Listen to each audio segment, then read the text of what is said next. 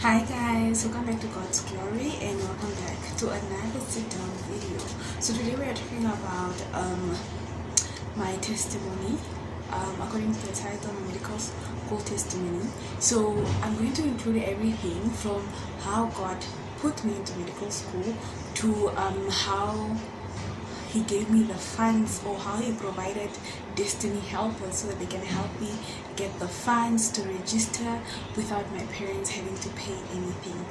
So before we get into the video, please guys, like, subscribe, share and comment down below what God has done significantly in your life.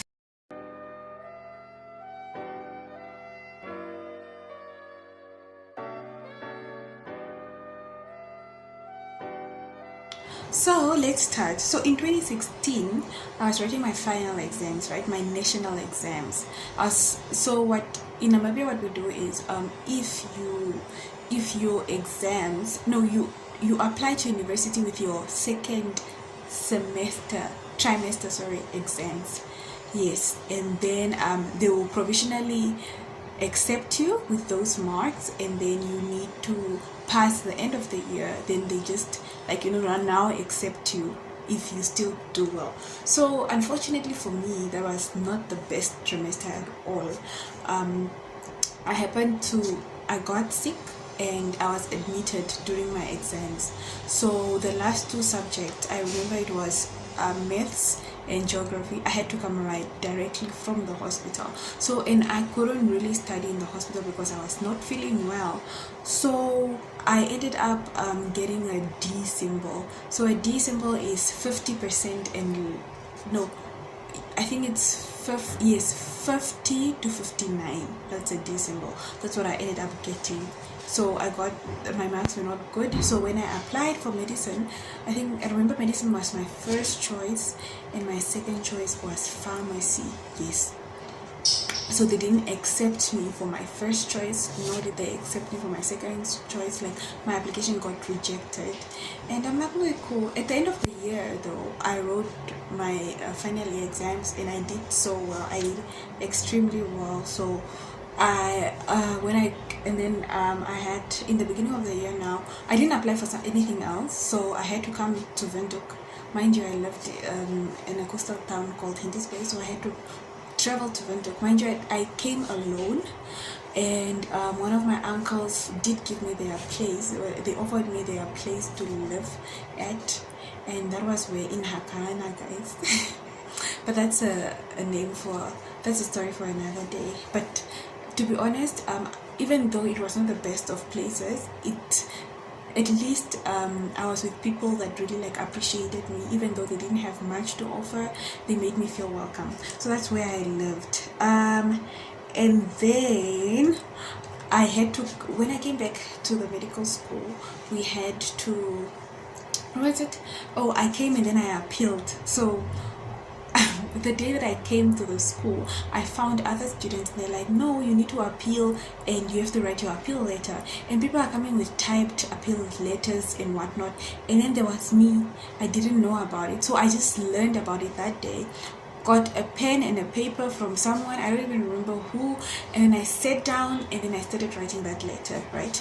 I wrote a 1 page and then I gave it in, and then we had to wait for the appeals to come out. I think it was the next day. So the next day I came back to school, and then the appeal list was out and my name was put on there. So I got rejected the second time.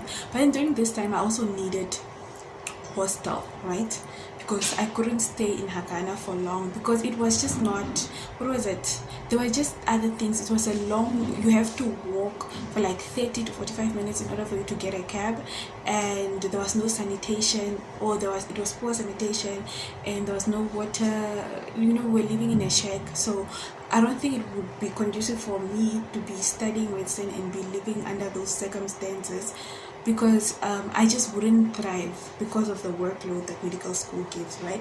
So, and then so now after I got rejected, mind you, during this time I was moving on faith, because I came alone, so I didn't really have any support system or someone to be like, no, do this, do that. I came with faith, and I came with the word of God that this is what he wants me to do, right? So that's all I had. I only had faith, no money, no nothing. And so when we were writing the appeal letters, somebody also told me, no, you also need to write the hostel application and hostel appeal letter, because I also wanted to get into the hostel. Okay, so on the day that I got rejected, I think the next day was the hostel board meeting. So I wrote a letter, but then I didn't know who to give. So I remember I was sitting somewhere, and then God showed me one of the ladies. I'm not going to mention her name. One of the ladies who work for the school, right, who still works at School of Medicine, but she's in the admin side. And then God showed me to her and be like, no, please go into her office and go give the letter in there. So I enter the office, I introduce myself, and I tell her everything about me, and then I tell her, no, this is where we are at, and I give her the letter.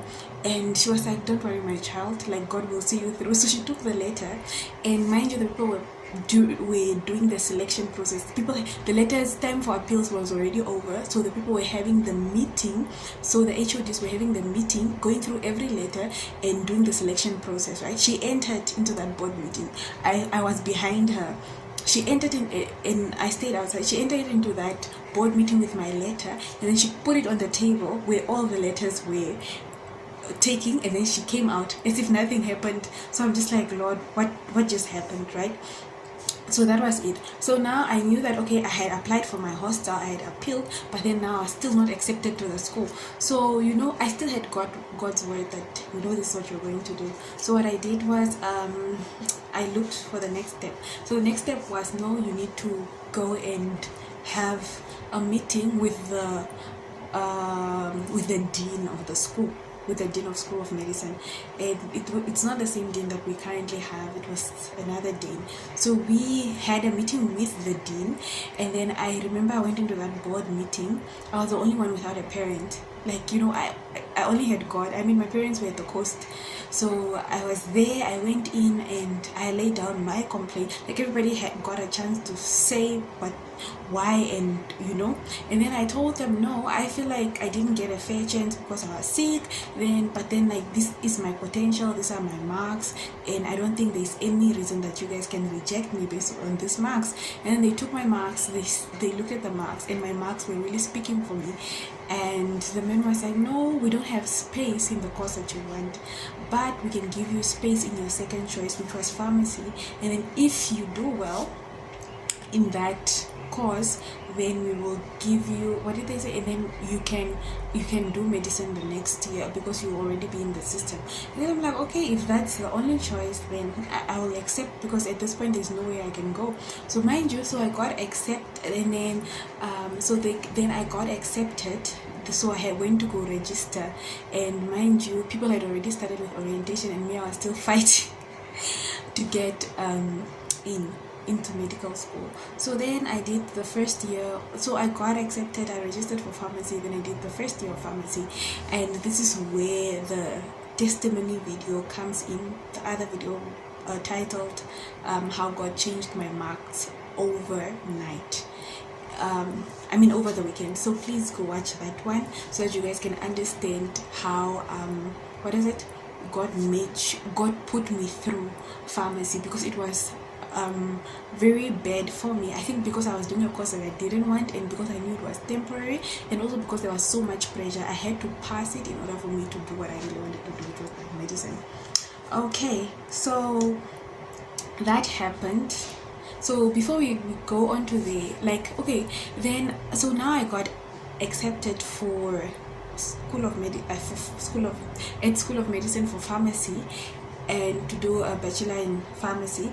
And I also and then later the hostel appeal list came out, and I was also on that list. So I got accepted for hostel, and I also got accepted for pharmacy.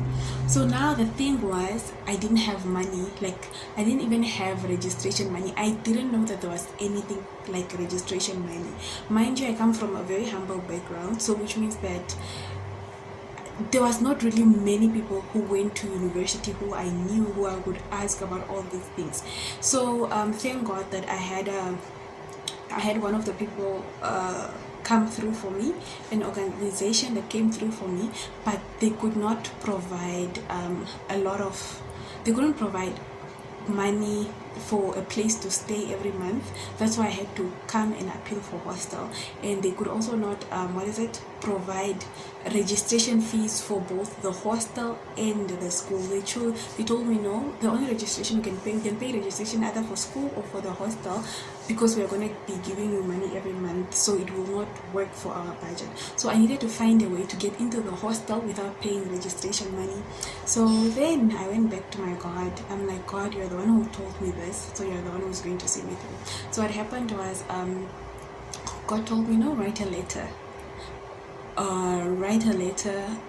First I went to NSFAF, to the offices of NSFAF, and at that point I had only gotten it's the provisional letter, not the award letter, but the provisional letter. So what I needed was an award letter in order for me to register without having to pay registration money, because it shows that they are going to pay. So the other one was just a provisional letter, which means that they are busy looking at my stuff. They might or may not pay for me.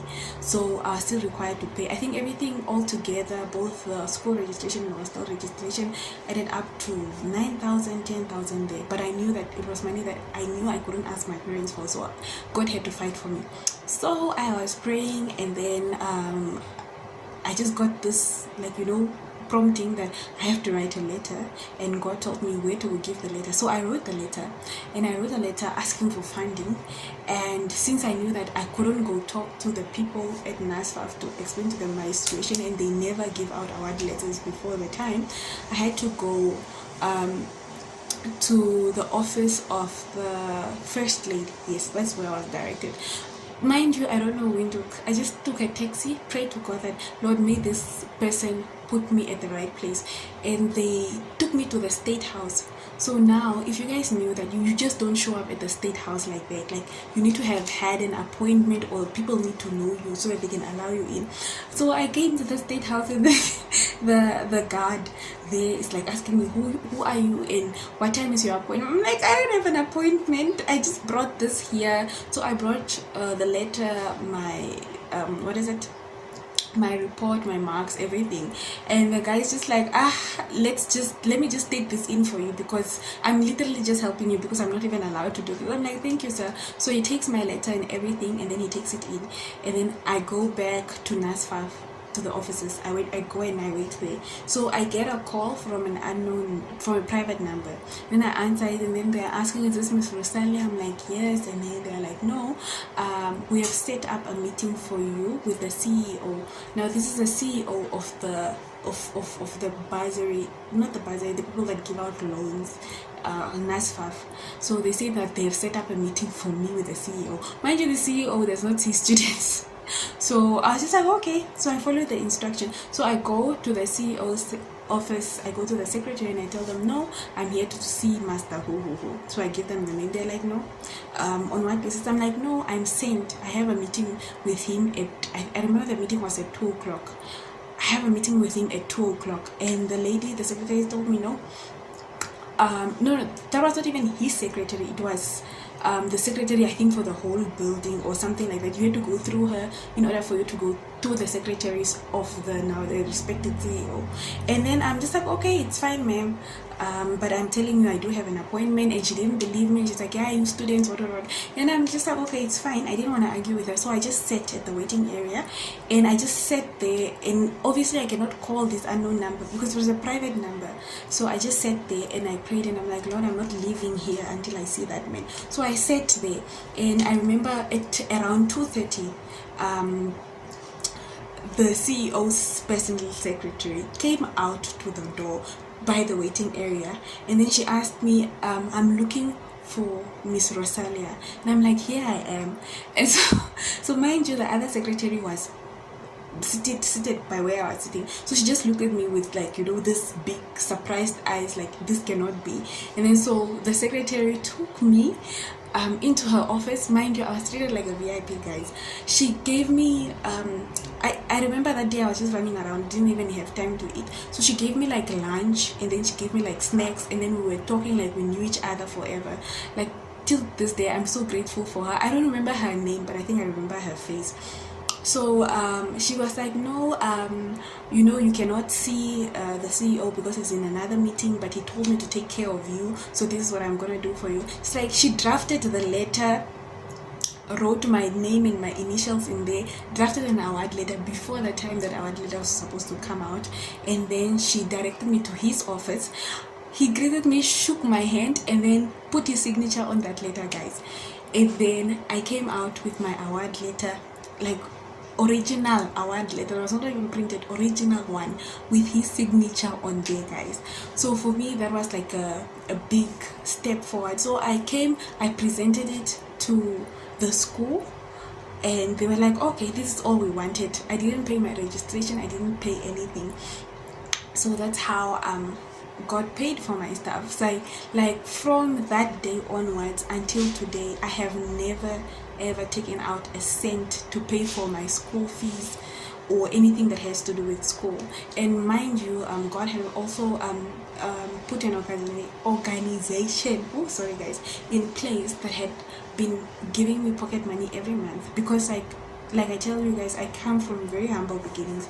My mom and my grandparents cannot afford to give me, even if they cannot afford to give me money every month. So that organization has been taking care of me, and I'm really proud, and I'm very grateful for that opportunity, because without them, I don't know who I would have turned to. Because mind you, coming from a small town, coming into Windhoek, there's so much pressure that goes on around. Like you can either go into prostitution, you can go into dating older men, like whatever means you need to go into so that you can survive. That's what I was at risk of. But knowing that time that I had a God who served me, he made sure that he protected me, put me in a bubble, just to make sure that everything goes well. So, and then the testimony continues. So now I finished pharmacy, and now I needed to apply for medicine, which I did.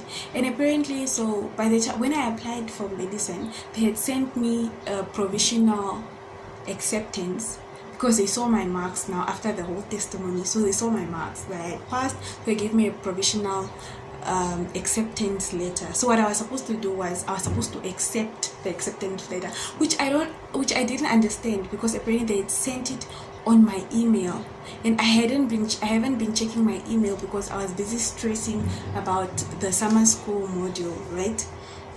So now what happened was, now when I went back, they were like, no, we gave away your space because you did not reply within the required 1 week that I had. So guys, mind you, when God gives you a word, but everything just goes against it. So now I had to pray. Now at this point, I'm fasting, not because I put my brain to fast. I'm fasting because that's what the situation needs. So I start fasting, and every day, registration week, I think we had 1 week of registration. Every day I fast, and I go to the people that are registering. I go to this certain person, and I don't want to mention names or mention her role, because that would give it away. So, and then I go to her and I go ask her, is there no space yet? She's like, no, I'm sorry, you just have to continue doing pharmacy for the rest of the year. And I'm just like, no, Lord, I'm not taking this, no. I go, every time she tells me no, I go back. I remember I go back into the bathrooms. There were staff bathrooms near the offices where the registration was happening. I would go in there, and I would go cry and sob and pray the whole time. And I think it happened 3 times. Yes, 1, 2, 3 times. And then no, it happened 4 times. So the 5th day was the Friday, and that was the last day of registration. I went there, all I do is I go there, she tells me no, I go back into the thing and I start crying. like for 4 days consecutively. Okay, the 5th day I had given up, so I was just like, you know what, Lord, if this is not your will for me, maybe I haven't heard well, so it's fine, I'll just go register for pharmacy. So I put all my things together. So now I need to register so that I'm second year pharmacy, right? I put my things together and I go. I remember one of my friends, a friend that I met during pharmacy, was helping out through the registration process. So first I see her, and then I see behind her is the same lady. So now I didn't want to greet the lady because I'm angry at her. But then, like, as I'm talking to my friend, I see the lady there, and you know when you are, sorry guys for the noise, and you know when you are groomed in a way where you were always told to greet your elders, respect your elders, that's where I was at. So now I needed to greet her because they were in the same room and she could hear my voice, but she was busy with another student. So I just had to. So I was talking to my friend and I'm like, no, I brought my stuff, please, I'll come back to it so that you can register me. Let me just go and say hi to her.